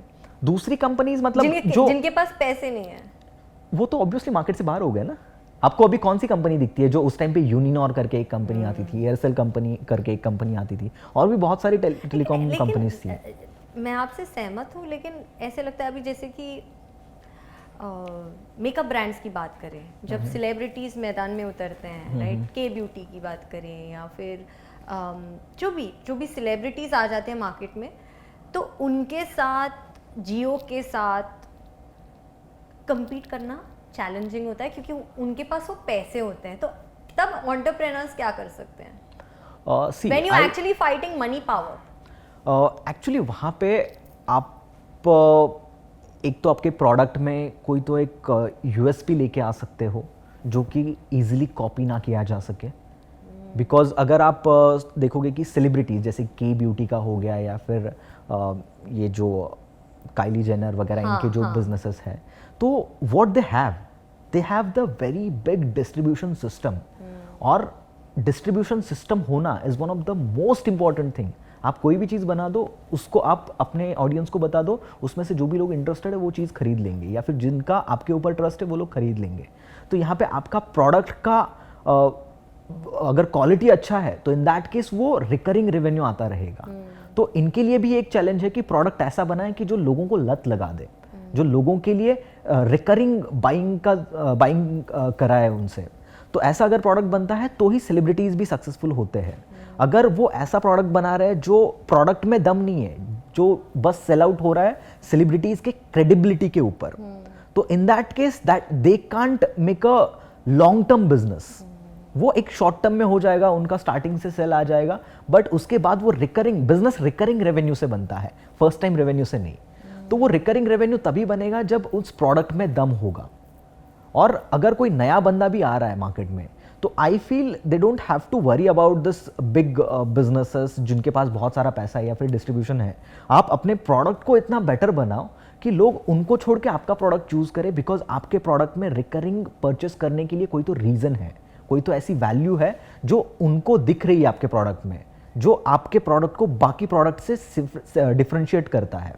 तो प्रोडक्ट इतना स्ट्रांग बनाओ, बाकी चीज़ें तो ऑटोमेटिकली हो जाएगी। बिकॉज अगर ऐसा नहीं होता तो बायजूस भी जीरो से ही स्टार्ट हुआ था, फ्लिपकार्ट भी जीरो से ही स्टार्ट हुआ था। ये चीज़ें अंबानीज भी कर सकते थे ना, वो क्यों नहीं कर पाए? उनके पास तो पैसा भी था, लोग भी थे, वो IIT IIM से लोग लेके आके वहाँ पे बिठा सकते थे, उन्होंने क्यों नहीं किया? बिकॉज हर कंपनी का एक सेपरेट DNA होता है, जैसे कि हर बंदे का एक सेपरेट DNA होता है, हर कंपनी का एक सेपरेट DNA होता क्या है। होता है ये और DNA? वो DNA एक की उस कंपनी को लेके विजन, कि मुझे ये कंपनी को किस लेवल पे लेके जाना है, एक इंडिविजुअल विजन, एक पागलपन बोलते हैं ना कि मुझे इस लेवल पे इस कंपनी को लेके जाना है और मुझे ये प्रॉब्लम सॉल्व करना है पर्टिकुलर स्टार्टअप से। तो वो विजन कॉरपोरेट नहीं कर पाते हैं, बिकॉज वो अगर कोई अलग बंदे भी बिठा देते हैं वहाँ पे, तो वो DNA वो जनरेट नहीं हो पाता है, जो स्टार्टअप्स में या फिर कम चीज़ों में कभी कभी पॉसिबल हो जाता है। तो अगर हम ब्रांड परसेप्शन की बात करें Mangesh, very very important thing in our day to day life, चाहे वो इंडिविजुअल हो चाहे वो कोई ब्रांड हो, हमें अपने ब्रांड परसेप्शन पर किस तरीके से काम करना चाहिए? ओके, आपको पता है बिजनेसेस की वैल्यू किस चीज़ पे डिसाइड होती है? नहीं। उस पर्टिकुलर ब्रांड के परसेप्शन के ऊपर, कि लोगों के दिमाग में उस पर्टिकुलर ब्रांड को लेके या उस पर्टिकुलर ब्रांड के प्रोडक्ट्स को लेके क्या परसेप्शंस है। जैसे कि अगर हम लोग एग्जांपल ले आईफोन का, तो आईफोन का अगर जैसे ही हमारे दिमाग में आता है तो we think about the rich class, कि भाई जो बंदा पैसे वाला है उसके पास ही आईफोन होगा। मतलब ये 4-5 साल पहले की बात थी, लेकिन अभी तो डेटा ऐसा बोलता है कि 60% जो आईफोन्स है वो रूरल एरिया में बेचे जाते हैं, और ऑलमोस्ट 85% जो आईफोन्स है वो EMIs पे खरीदे जाते हैं। तो ये डेटा है। तो मतलब अभी प्रीमियम नहीं रहा? नहीं, प्रीमियम है, लेकिन लोग खुद को रिच दिखाने के चक्कर में इन सब चीज़ों को खरीद रहे हैं, EMIs पे खरीद रहे, सब चीज़ों पे खरीद रहे। मतलब 85% is a very big number.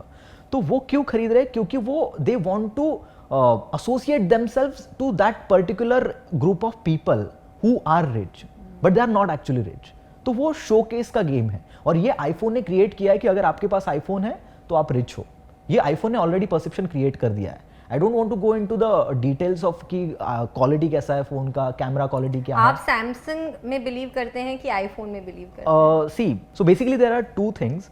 अगर आप का यूज वैसा है, आप किस पर्टिकुलर यूज के लिए वो फोन खरीद रहे हो, दैट मैटर्स अ लॉट। अगर आप एक स्टूडेंट हो और आपका कोई ज़्यादा सिक्योरिटी वाला काम नहीं है, मतलब कोई आप बड़े बड़े ट्रांजैक्शंस उसमें नहीं करते हो। मैं पर्सनली आईफोन यूज़ करता हूँ for the purpose of security, क्योंकि मेरे मोबाइल से मैं बड़े बड़े पेमेंट्स करता हूँ, तो वहाँ पे कोई दिक्कत ना है। That is the reason I am using the iPhone. But I feel iPhone is more critical और difficult to use than android. तो android, I will always prefer android instead of iPhone.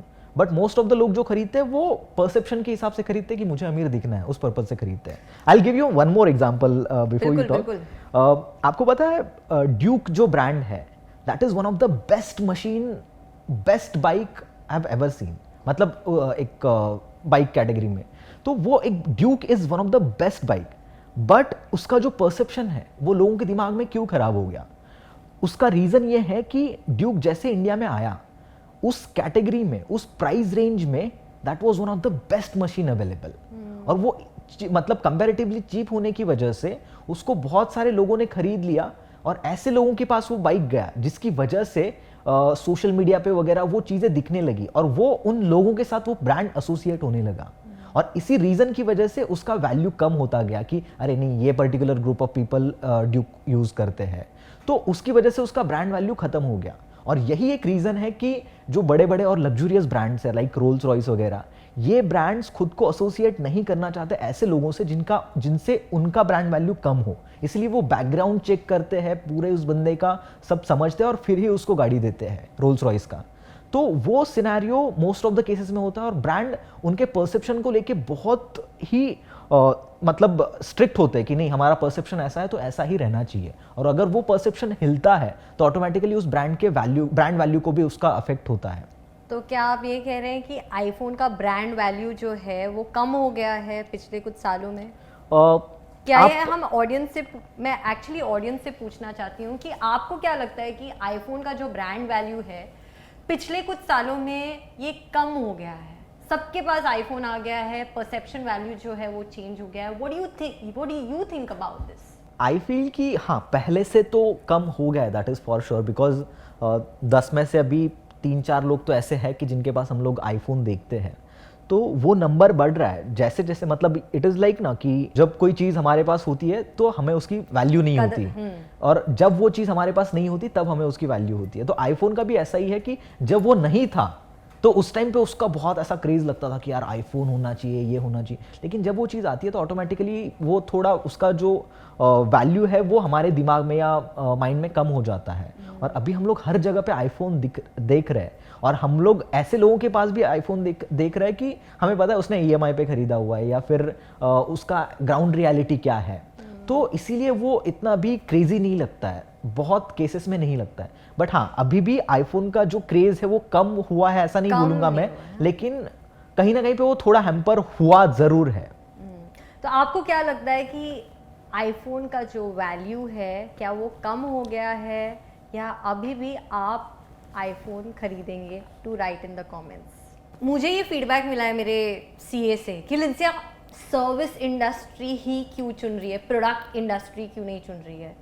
तो सर्विस इंडस्ट्री और product industry में क्या अंतर होता है और उसके लाभ, उसके बेनिफिट्स, प्रोज कॉन्स क्या होते हैं? फर्स्ट ऑफ ऑल तो आई फील जो भी बिजनेस कर रहा है या फिर जिसको भी बिजनेस करना है, आई feel they should explore the service industry first.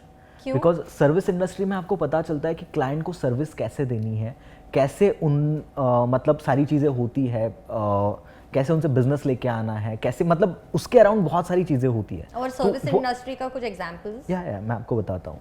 तो सर्विस इंडस्ट्री और प्रोडक्ट इंडस्ट्री, ये 2 टाइप की इंडस्ट्रीज होती है मोस्ट प्रोबेबली, मतलब एक मोटा मोटा पकड़े तो. सर्विस इंडस्ट्री लाइक कि आप इस हाथ से उनके लिए कोई उनका काम करके दे रहे हो और इस हाथ से आप उनसे पैसे ले रहे हो उस काम के बदले, दैट इज सर्विस इंडस्ट्री. ठीक है. बट यहाँ पे कोई एक फिजिकल या टेक प्रोडक्ट इन्वॉल्व नहीं है, जस्ट आप उनका एक कोई काम करा के दे रहे हो. It's a one time thing, आप हो गया. दूसरा होता है प्रोडक्ट इंडस्ट्री, और यहाँ पे सर्विस इंडस्ट्री में आपको पैसा तभी मिलता है जब आप उनको कोई सर्विस देते हो, उसके बाद आपको पैसा नहीं मिलेगा. ठीक है. अगर वो रिकरिंग सर्विस आप उनको प्रोवाइड कर रहे हो, इन that case you will get the money. Second, product industry, मतलब आपका कोई फिजिकल प्रोडक्ट है, आपका कोई टेक प्रोडक्ट है, तो उनको हम लोग प्रोडक्ट इंडस्ट्रीज में कंसिडर करते हैं. तो उस केस में आपका यहाँ पे रेवेन्यू आता है आप जब उस प्रोडक्ट को सेल करते हो. तो दोनों में सेम ही होता है. लेकिन यहाँ पे एक प्लस पॉइंट ये हो जाता है कि आपके ब्रांड का जो एक वैल्यू होता है मार्केट में, वो अगर ब्रांड वैल्यू बढ़ता है तो ऑटोमेटिकली आपकी कंपनी का वैल्यूएशन भी बढ़ता है. मतलब there are 2 ways to earn the money. First one is from by selling the products and second one is by increasing the valuation of your company. आपकी कंपनी का वैल्यूएशन बढ़ा के, तो मोस्ट ऑफ द केसेस में जो product industries होती है वो आगे फ्यूचर में जाके एक तो खुद बहुत बड़ी बन जाती है, या फिर सेकंड केस में किसी बड़ी कंपनी के साथ मर्ज अप हो जाती है, तो इन दैट केस उनको एग्जिट भी बहुत अच्छे से मिलती है. So there are two ways to earn in product industry, from by selling the products and second by making the brand, जो आप एक ब्रांड बना रहे हो. बट यहाँ पे सर्विस इंडस्ट्री में क्या होता है कि आप खुद एक पर्सन हो या फिर आपके जो एम्प्लॉय वो उनको सर्विस दे रहे हैं, तो इसका कोई वैल्यूएशन नहीं बनता है. बहुत रेयर केसेस में ऐसी कंपनीज होती है जो सर्विस देती है और उनका वैल्यूएशन बनता है, तो बहुत रेयर केसेस में होता है ये. बट बाकी जो होता है वो मतलब एक हाथ से सर्विस दो और एक हाथ से पैसा लो, इनका वैल्यूएशन का गेम यहाँ पे नहीं खेल पाते हो आप. स्केलेबिलिटी का नहीं है. स्केलेबिलिटी होती है, ऐसा नहीं है, बट आपको उस हिसाब से काम भी बढ़ाना पड़ता है. वैलेंटाइंस डे के बारे में बात करते हैं. Okay. वैलेंटाइंस डे एक, मुझे लगता है लव एक सीरियस बिजनेस बन गया है. यार टिंडर को देख लो. हाँ टिंडर, यस यस टिंडर. आप टिंडर पर हैं? ना, मैंने आज तक कभी यूज नहीं किया ये. क्या बोल रहे हो? तो आप मतलब उनके you are not the customer Valentine, you are not the customer. लेकिन बहुत कमाते हैं flower industry. Literally on 14 Feb मैंने ये स्टैट्स पढ़ा है, I don't know how true this is, कि 500 करोड़ जो है कमाता है on Valentine's Day the flower industry. तो ये जो बिजनेस, वैलेंटाइंस डे का जो बिजनेस है, क्या हमें कोई ऐसे झूठा कोई स्टोरी बताता है? Do you feel that this wrong marketing done during Valentine's day? Wrong in what sense? Like, you know, they say love is forever. They try to sell you like diamonds are forever, love is forever. आपको एक बात बताऊं, मतलब इसके पीछे एक मेरा theory ऐसा है, कोई भी फंक्शन क्यों स्टार्ट हुआ था, हिस्ट्री अगर आप देखोगे ना, कोई भी फंक्शंस क्यों स्टार्ट हुए थे, उसके पीछे रीजंस थे कि ये पर्टिकुलर फंक्शन स्टार्ट हुआ बिकॉज एक तो लोगों को यूनाइट करना था. ठीक है, फंक्शंस अगर होते हैं उस टाइम पे मल्टीपल चीज़ें आती है. ठीक है, मल्टीपल चीज़ें आती है तो वो इकोनॉमी को बूस्ट देती है. वहाँ पे मल्टीपल चीज़ें सेल होती है, लोग खरीदते हैं, पैसा आता जाता है, पैसा घूमता है बहुत ज़्यादा. So that was the reason कि मल्टीपल इवेंट्स हिस्ट्री में शुरू हुए, लोगों ने ये इवेंट्स करना स्टार्ट किया. नहीं तो क्या ज़रूरत थी मतलब ये इवेंट्स करने की, ऐसी कि ये फेस्टिवल है, वो फेस्टिवल है, वो फेस्टिवल है. उसके पीछे ऑब्वियसली लोगों को यूनाइट करना वो तो एक रीज़न था ही, लेकिन उस टाइम पे जो पर्टिकुलर चीज़ों का इंपॉर्टेंस होता है वो क्यों होता है, उसके पीछे भी कहीं ना कहीं पे ये बिजनेसमैन के माइंड्स है. Beautiful thing right. अभी समझो हमें पता है कि वैलेंटाइंस डे आ रहा है, तो हर एक इंसान कुछ ना कुछ एक आइडिया सोच सकता है कि how they can be a part of this business, this profit, this growth story. Right, किसी ने तो सोचा होगा ये आइडिया वैलेंटाइंस डे का, किसी ने ये सोचा होगा कि Maharashtra Day, Labour Day, right. And as you said, every particular day we celebrate creates more business for that particular day, for that particular city. Exactly. Very beautifully put. And I think we've spoken about most of these things. आपने diamond का बात किया. Do you know actually diamond का value क्या है? Diamond का value क्या है? no. आपको अगर टाइम मिले ना तो इसके ऊपर रिसर्च करना. Diamond is nothing but a marketing gimmick. Yes. Because जब डायमंड्स साउथ अफ्रीका में मिलना स्टार्ट हुआ था तो स्टार्टिंग में तो उसका बहुत ज़्यादा क्रेज़ हो गया कि ऐसा ऐसा क्रिस्टल है वगैरह वगैरह. बट एक टाइम के बाद लोगों को, हर किसी को डायमंड मिल रहे थे माइंस में, तो जितना डिमांड एंड सप्लाई का वो इक्वेशन होता गया तो उसके हिसाब से जितना सप्लाई आता गया तो उसके वजह से जो भी उसका वैल्यू था वो कम होने लगा. तो वहाँ पे एक कार्टेल तैयार हो गया जिन्होंने उसके ऊपर कंट्रोल करना स्टार्ट किया कि नहीं, हम लोग इसको ज़्यादा बाहर नहीं भेजेंगे. बाहर नहीं भेजेंगे तो ऑटोमेटिकली सप्लाई कम हो गया तो उसका वैल्यू बढ़ गया. तो इसका क्रेज़ कैसे बढ़ा है हम लोग कि डायमंड कहाँ कहाँ पे यूज़ होना चाहिए, जैसे कि डेयरी मिल्क ने भी किया था, वो एग्जांपल भी मैं आपको दूंगा. अच्छा. तो वो कैसे यूज़ हो सकता है, तो आप डायमंड का रिंग गिफ्ट कर सकते हो. आप डायमंड अगर पहन रहे हो तो आप एक हायर क्लास सोसाइटी में आपका आप आ जाते हो. ऐसे परसेप्शंस क्रिएट किए गए लोगों के दिमाग तो में. आप कहेंगे कि वैलेंटाइंस डेज, ये जो प्रोडक्ट्स जो हमें बेचे जाते हैं उसके पीछे एक परसेप्शन वैल्यू है। परसेप्शन क्रिएट किए गए हैं ये बिकॉज उस टाइम पे भी 1930s में भी ऐसे बहुत सारे बिजनेसमैन थे कि जो डायमंड्स पहनने लगे और उनको वो डायमंड, वो कार्टिल जो था वो बहुत सारे टाइम फ्री में देते थे कि आप पहनो। बहुत सारे जो स्टार्स होते थे उस टाइम पे, सेलिब्रिटीज जो मूवीज वगैरह में काम करते, तो उनको वो फ्री में देते थे, वो पहनते थे। तो वो कहीं ना कहीं पे लोगों के दिमाग में एक परसेप्शन क्रिएट हो गया कि जो रिच लोग होते हैं वही डायमंड पहनते, तो मुझे अगर रिच दिखना है तो I have to buy the diamond. तो ऑटोमेटिकली उसका जो वैल्यू है वो बढ़ता चला गया। सेम डेयरी मिल्क का हो गया, उनके पास सिर्फ छोटे बच्चे ही कस्टमर थे पहले, तो जो चॉकलेट छोटे बच्चे ही खाते थे ना। आप अगर 15-20 साल पहले देखोगे, बड़े बूढ़े कहाँ पे चॉकलेट खाते थे, बहुत कम था। उन्होंने वो मार्केटिंग से पूरा सिस्टम ही चेंज कर दिया कि बड़े लोग भी चॉकलेट खाने लगे। जो चॉकलेट देने का जो कॉन्सेप्ट है, वैलेंटाइंस पे चॉकलेट देने का कॉन्सेप्ट पहले था। पहले कौन देता था चॉकलेट? हाँ, रोज वगैरह देते थे, लेकिन चॉकलेट कौन देता था? ये कॉन्सेप्ट किसने लाया? कैडबरी ने ये कॉन्सेप्ट लेके आया मार्केट में कि वैलेंटाइंस डे है तो आप चॉकलेट दे दो। उस हिसाब से उन्होंने मार्केटिंग की, उस हिसाब से उन्होंने परसेप्शन बिल्ड किया लोगों के दिमाग में कि वैलेंटाइन है तो you have to give the chocolate. तो उस हिसाब से लोगों के या फिर गर्ल्स के एक्सपेक्टेशंस हो गए कि नहीं, मुझे चॉकलेट मिलेगा सिर्फ रोज के साथ। तो ये एक परसेप्शंस क्रिएट हो जाते हैं, उस हिसाब से प्रोडक्ट बिकते हैं मार्केट में। लेकिन ये एक्चुअली बहुत बढ़िया मार्केटिंग तरीका है अगर आप देखने जाएंगे, चाहे वो वैलेंटाइंस डे हो, चाहे वो Independence Republic Day, everything boils down to perception, right? अगर आप आईफोन देखेंगे, सैमसंग देखेंगे, सबके अलग अलग कस्टमर्स हैं, सबके कस्टमर प्रोफाइल अलग है, right?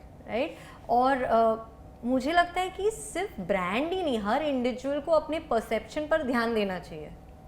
True. What do you feel? Agree with this. I mean, आपका जो परसेप्शन है ना, मोस्ट ऑफ द केसेस में आपका नहीं होता है, आपका परसेप्शन बनाया जाता है बाय द ब्रांड्स। आप किन चीज़ों को देख के इंस्पायर होते हो?